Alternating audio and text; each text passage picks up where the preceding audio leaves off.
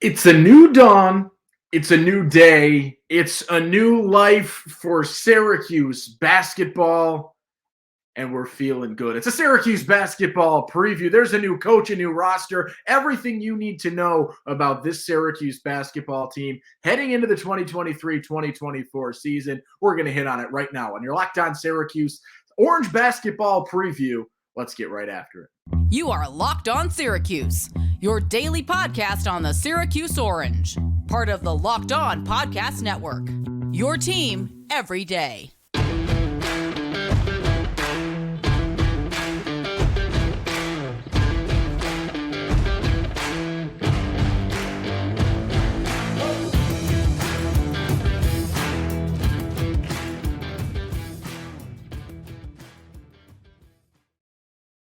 What's up? What's happening? Welcome into your Locked On Syracuse Friday episode. It's a Syracuse basketball preview here, and thank you for making Locked On Syracuse your first listen today and every day. We're free and available wherever you get podcasts, part of the Locked On Podcast Network. That's your team. That's Syracuse every day. And today's episode is brought to you by Game Time. Download the Game Time app, create an account, and use code Locked On College for $20 off your first purchase. We're diving right in.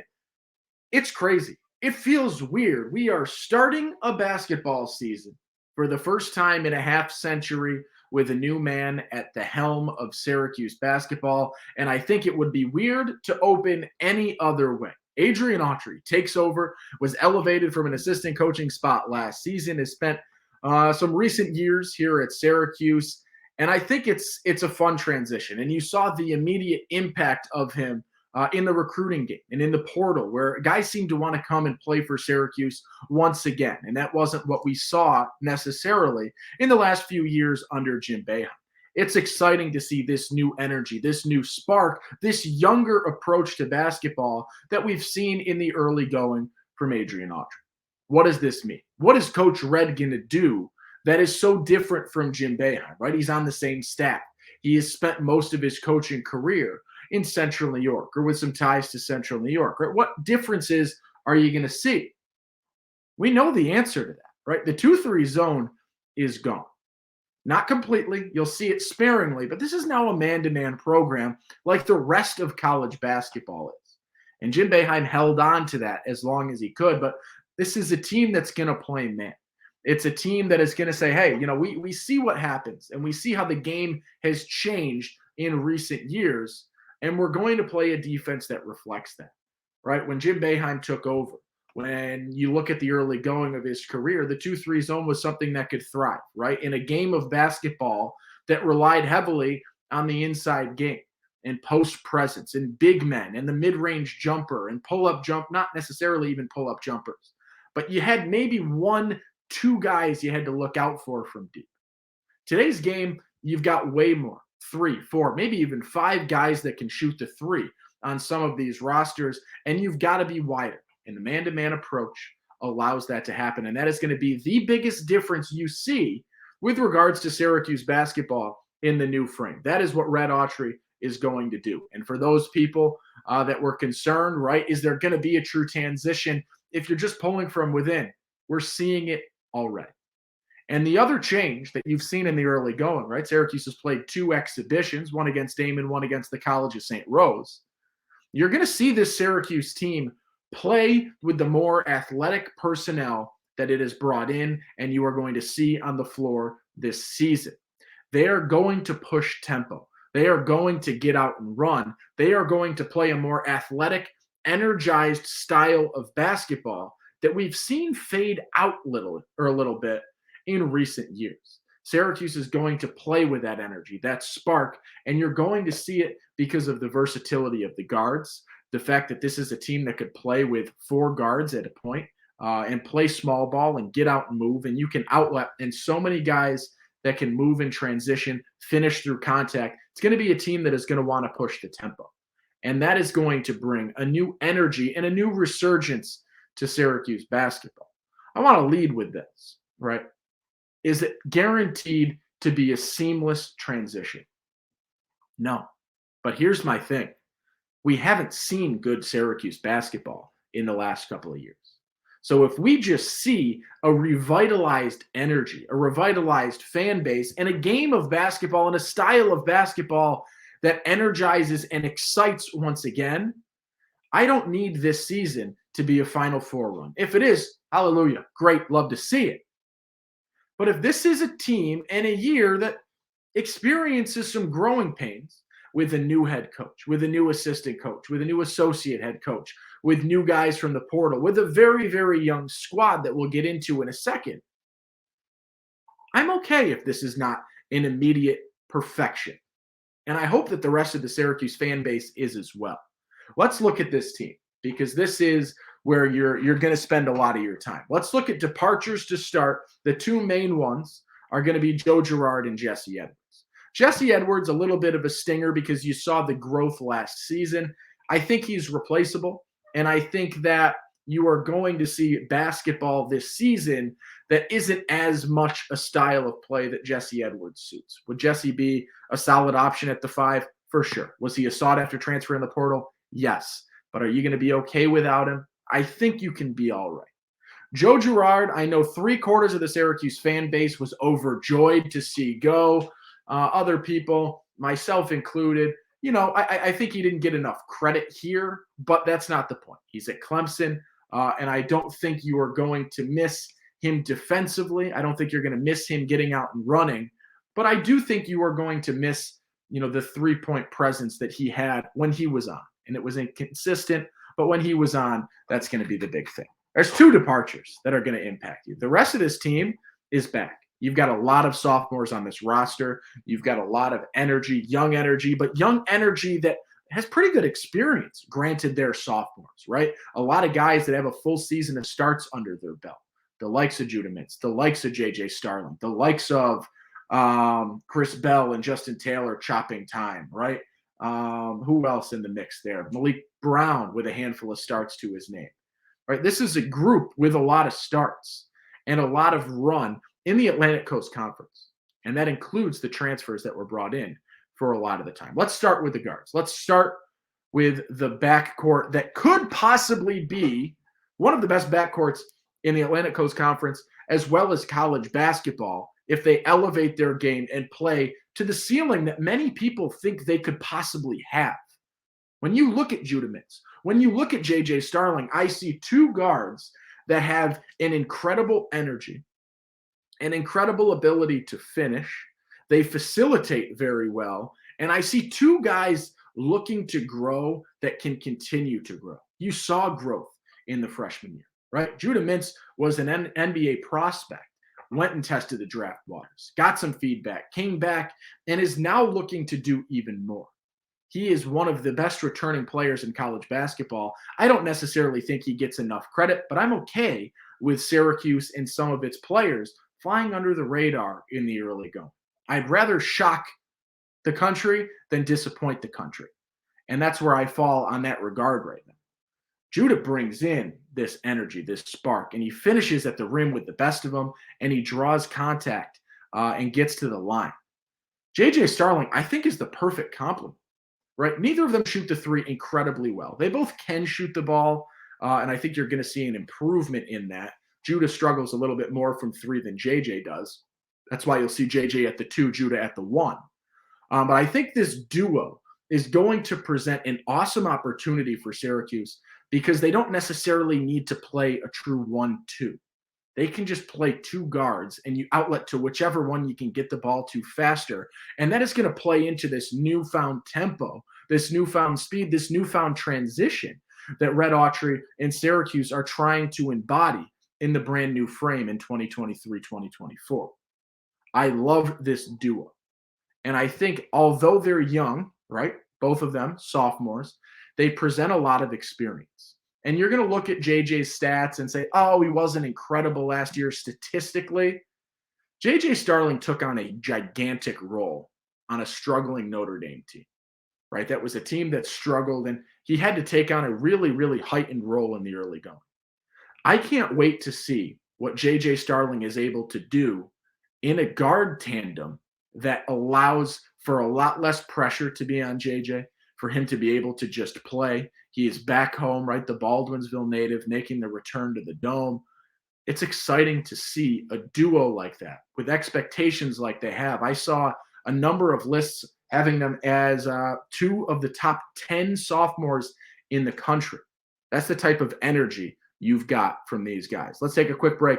Let's talk about our friends at Game Time, and then let's get continuing to break down this new roster and some of the newer pieces that you see on this squad. But before that, you shouldn't have to worry when you're buying tickets to the next big event. Game Time is a fast and easy way to buy tickets for all the sports, music, comedy, and theater events near you with killer last-minute deals, all-in prices, views from your seat, and the best price guarantee. Game Time makes the guesswork, or they take the guesswork out of buying tickets. There's last-minute tickets. There's flash deals. There's zone deals. It's easy to find and buy the tickets for any kind of event in your area. You can see the view from your seat before you buy, so you know exactly what to expect when you arrive. Take the guesswork out of buying tickets with Game Time. Download the Game Time app, create an account, and use code LOCKEDONCollege for $20 off your first purchase. Terms apply. Again, create an account and redeem code LOCKEDON College for $20 off. Locked On College. Download Game Time today. Last minute tickets, lowest price guaranteed. It's your Syracuse basketball preview on the Locked On Syracuse Friday episode. Let's continue taking a look at this roster and the guys that you're going to see as big contributors to this team. We talked Judah, we talked JJ. They're going to be your 1 and 2 throughout the year. Let's talk a little bit about the other sort of set in stone starter at this point, and that's Nahem McLoud, the Florida State transfer, the big man, the tallest player in Syracuse basketball history, towering at 7 feet 4 inches. I saw him out and about over the summer when he got to Syracuse. Gigantic, unbelievable. And he's actually got some decent size to him. He's not a pure twig down there. He's actually a little bit of a tree. He's a guy that is not going to be thunderous offensively, but what he is a presence down low. He can be a shot blocker. He can get rebounds. And as we've seen in the preseason games so far, the exhibitions that the Orange have played, he can finish when you need him to, right? He had a decent post move in the most recent game. He plays simple, right? You're going to see the lobs to him, especially as Syracuse, right? With those guards that can get to the rim, with those players that can put the ball on the floor and get to the rack. Help defense is going to leave Nahem McLoud open a lot of the time. Little lob, you're going to see him basically not even jump and throw the ball down. That is what being 7'4" allows you to do. It's embarrassing how little he has to jump for the people around him to dunk the basketball. But that's what you're going to get out of him. Is he going to be a guy that's putting up 15 to 20 a game? No. Maybe once or twice the year? Sure, that could happen. But this is going to be a guy that is going to get his points where they come, right? He's not going to create all that much. He can occasionally, but I think this is going to be the beneficiary of putbacks, of rebounds, and of help defense and a quick dump off to him to get him his fill. I expect him to be maybe an 8-8 type player, which I think with the way this team is and the scores that this team might have, I think 8-8 out of Nahem McLoud is going to be something that is a winning formula for this basketball team. I like what he does down low. I like his energy. If you get a chance to talk to him, he's a really cool dude. Interesting guy, fun conversation to have. If you missed it, right when he committed, right before he committed, he came on the podcast. So we've talked with him. Really cool dude. But I like his presence down low. Now, where things get a little bit funky is the forward position. And Syracuse brings back its 4 forwards from last year. It brings back Malik Brown. It brings back Benny Williams. It brings back Justin Taylor. It brings back Chris Bell. Now, where the minutes in this group come, we're not really sure yet. I'll give a little bit of a prediction in a second, but let's just break the 4 of them down. Justin Taylor has really shined in the exhibitions, and I like what I've seen out of him. Seems like he can score. Seems like he's playing confidently. And the biggest thing that stands out to me about Justin Taylor so far, and I know it's 2 exhibitions against far inferior opponents, I like his rebounding. He's been crashing the boards. He's been finding the ball and being able to push in transition as a result of it. One of Syracuse's biggest weaknesses last year at the forward position was rebounding. And to see Justin Taylor seem to have that elevated approach, that mentality, like, I'm going to get the ball. I'm going to find that rebound, and I am going to crash the boards every single time the ball is in the air. I like what that does for him. I like what that does for this team. And I think it's going to result in Justin Taylor finding his name called quite a bit. And you might even see him in the starting five. I like his versatility. I like that he can shoot the ball. I like that he's a big. He could play the 2, 3, or 4 with pretty good confidence, and you're not really going to see a dip in this team with him on the court at any of those positions. From there, we'll go to Chris Bell. Chris Bell, I think I'm going to say could be the best shooter out of the forwards when he's on. But we saw last year, Bell had some inconsistencies and was cold at times. And when he's on and having those days, you love to see it. But he has been cold in the past. And in the most recent exhibition, and he's been able to find the basket and score a little bit. I think he's a guy that deserves his minutes. He's a guy that can get out and run. We saw early last year, he had a huge dunk in one of the non-conference games where we're like, okay, I didn't know Chris Bell could do that. I didn't know he had that in him, right? This is a guy struggling for one rebound in a game. He's getting out in transition and dunking over people. I think you have it with Chris Bell. We just haven't necessarily seen it activated. And until that happens and until that's consistent, I think that might be a mild hindrance on the amount of run that he gets, especially if guys like Justin Taylor, Malik Brown, and Benny Williams are successful in the rebounding game. Let's go to Malik Brown, a guy who sat out the game against St. Rose with a precautionary, I respect it. I like the idea of the precaution, right? It's a St. Rose exhibition game. Do not push things. If you are not 100%, do not force someone back. Malik Brown, I like how his game works into the transition. One of the strongest assets I saw from him last year, he had some games where he struggled. He had some games where he was great. But I really did enjoy his presence on the run in transition. I think he transitions really solid for a forward and can get out and move and finish when this team pushes the tempo. And I think that's going to be something that is one of his strongest attributes this year. I'd like to see if he's grown a little bit more in terms of consistency. But I thought last year he was a good spark at times coming in off the bench. When he started, it sort of dwindled a little bit, but early going, he had that spark, and I liked what he did there. And we'll talk Benny Williams, right? The guy who has been in the news the most recently, a temporary suspension, a very short suspension for a violation of team rules. We don't know what that is. I talked about it yesterday. I don't necessarily care what it is.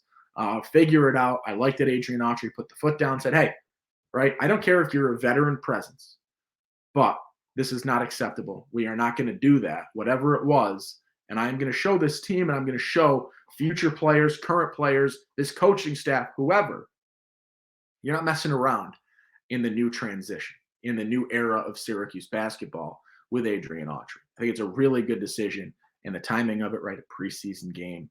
Make the point early in a preseason game so that you have set the precedent, set the example to where no one else is going to do it. But Benny Williams is a big question. He has had a very up and down career. One of the most highly touted recruits that Syracuse has had recently. Comes in, and he said it in an interview with Donna DeToto the other day. He was not ready for the role he was asked to play his freshman year. Year 2, struggled, right? Had some good games early, had some bad games early, had some bad games, struggle. Finished the season really, really solid. And we're hoping that he continues that when he returns this season, whether that's after another game or whatever, right? We expect to see another solid run from Benny Williams to build off of that momentum. He is the lone 3-year guy that's been at Syracuse for 3 years. He is the veteran presence on this squad, and I hope that he can lead by example more and more as the season goes on. So we've hit Judah, we've hit JJ, we've hit Malik Brown, we have hit Benny Williams, Chris Bell, Justin Taylor, Nahem McLoud. Now there's 3 guys that, we're trying to figure out what their roles are. And the biggest name in that mix is Quadir Copeland. This is a player who is incredibly fun to watch. He is the true spark off the bench. When he comes in, people seem to elevate. People seem to want to play, and he plays with that heightened energy. It was, a little bit out of control at times. I will say that. But he played this sort of street ball style where he can throw the ball and pass with the best of them. And he shoots the ball okay. And I think he's a guy that I would like to find 5 to 10 minutes a game for this season pretty consistently, because I do like that spark that he brings. And, I don't want to get into this all too much, but I feel like if there's a player that gets lost out of the returners, it's Quadir Copeland. And that is not a knock on him as much as it's a nod to what we'll talk about in a second. It's a team with some depth. It's a team with some names and some players and multiple guys off of the bench that deserve some run. Next, we got Kyle Cuff Jr. He's also a bit of a question mark. I think even more so than Quadir Copeland, right? The Kansas transfer. He comes in. He didn't play much, if at all, since he got to Kansas. So we haven't really seen much in 2 years from him. Turned the ball over a good amount against Damon, if I remember correctly, 4 turnovers, I believe. But one thing I've seen from him, that if Syracuse has the recurring struggles that it had last year, Kyle Cuff's a guy that has rebounded pretty well in the exhibition so far, and a guy that if Syracuse is struggling to rebound could find himself on the floor a little bit more. What else about his game we're really going to see thrive? I don't know yet. We saw 2 games where he's played about what he played against Damon. He played, 20 minutes. He's got, less than a full game's worth of run in the last 2 seasons. I don't know how many conclusions I can jump to yet. Last one, Peter Carey, a guy that I think is fun to watch. He is a guy that's going to play behind McLeod, maybe William Patterson in the mix too. I don't necessarily know about that. I think Carey showed last year that he wasn't quite physically ready to play at this level. But hopefully the offseason, the season of practices and continued work has elevated him to a guy that, can be a solid option between him and William Patterson, a solid option at that backup center spot behind Nahem McLoud. All right, one more break, and then we'll wrap the show up with what you should expect, what we can think of this team, a quick look at the schedule, and just some general ideas about this Syracuse basketball team in the fresh season.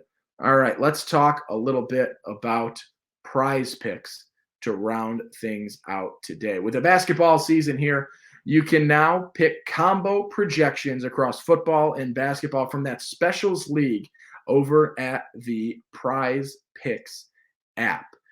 So you go on there, you find the specials. It's a league created specifically for combo projections. That includes 2 or more players from different sports or leagues. For example, LeBron James and Travis Kelce at 10.5 combined 3-pointers made and receptions. You can also play alongside of Prize Picks favorite players like rapper Meek Mill and comedian Andrew Schultz. You can now find community plays under the promos tab of the app to view entries from some of the biggest names in the Prize Pick community each week. Prize Picks even offers a reboot policy so that your entries stay in play even if one of your players gets injured.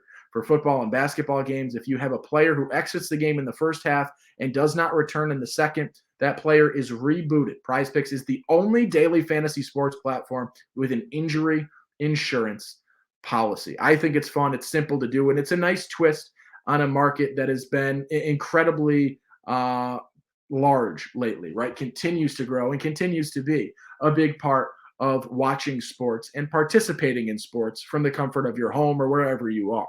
So go to prizepicks.com/lockedoncollege and use code LOCKEDONCollege for a first deposit match up to $100. That's prizepicks.com/lockedoncollege. Use code LOCKEDONCollege for a first deposit match up to $100. Final stretch here on your Syracuse basketball preview on your Locked On Syracuse Friday episode. Your boy OV taking you through Syracuse basketball, what you should expect from this team in the new season. Right? We talked about how the new coach can impact things, the new roster. We broke the whole thing down. Let's take a look at what this team you can expect. Right? This is a new squad, a new coach, a new everything. And I think your expectations should reflect that. Can you be excited? Yes. Should you be excited? Yes. Right? This is a newfound energy surrounding Syracuse basketball that I think will continue to build as the season goes on. Right? You have just 4 games into your schedule, one of the most exciting things that Syracuse basketball has had regular season-wise in recent history with the Maui. right? This is a tournament that is going to be electric. You've got top 10 teams all over the place. Tennessee, Purdue, Gonzaga. You're going to play 2 out of the 3 of them in your first 2 games in Maui.